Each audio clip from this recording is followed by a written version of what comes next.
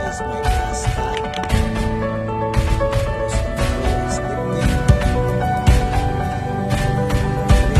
is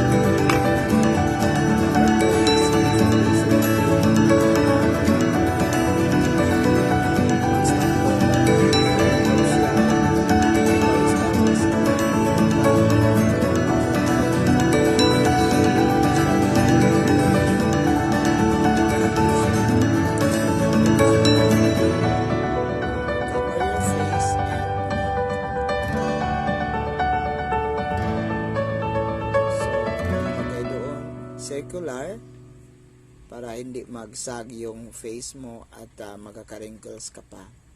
So kailangan i-circular mo para hindi ka magkaka-wrinkles. Tapos magamit ka ng sponge para mapantay yung pagkakalagay ng ating foundation for best result. Okay, lagyan mo pa ng ang neck mo para hindi magkalat-kalat. Okay, next step is lip tint. Itong lip tint hindi ito lipstick, kundi ano lang ito, tint lang ito para sa ating yung dry na walang kulay na ating lips.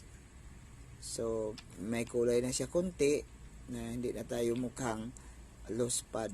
At saka yung cheeks natin, lagyan natin konti para parang buhay na buhay talaga yung ating face. At parang artista look. Tapos, lagyan natin ng maliit na foundation or concealer yung ating nose. Kung sakali mag-vlog tayo, para kung pangit man ang nose natin, ay tataas konti at gumanda yung ating nose. Tapos ay powder.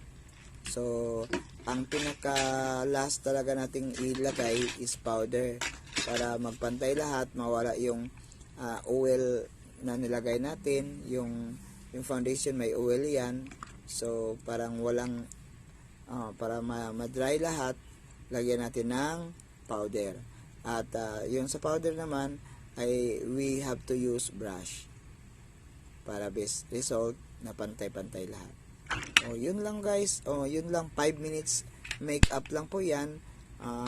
Ang dali mo yang magawa. At saka hindi ka pangit tingnan. Maliit lang na bag ang ilagay or pouch sa bag mo huwag mong kalimutan yan. Kung sakali-sakali kung saan ka magbiyahe ka man o saan-saan ka man, ay dala mo yan para maging presentable ka. Lalo na sa mga salesman, lalo na sa mga sealer or mga sales representative, yung mga lupa, mga products, mga promo, mga audicer, dapat ay mayroon kayong ganyan.